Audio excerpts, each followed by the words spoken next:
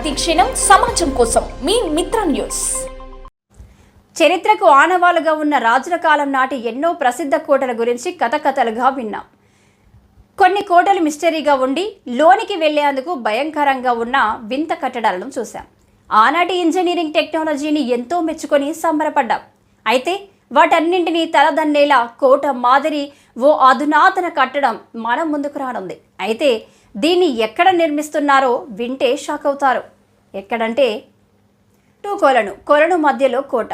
చూడడానికి వింతగా ఉంది కదూ. పోలాండ్లో ఉన్న ఈ రాతి కోట పురాతన కట్టడం ఏమీ కాదు, అత్యంత అధునాతన కట్టడం.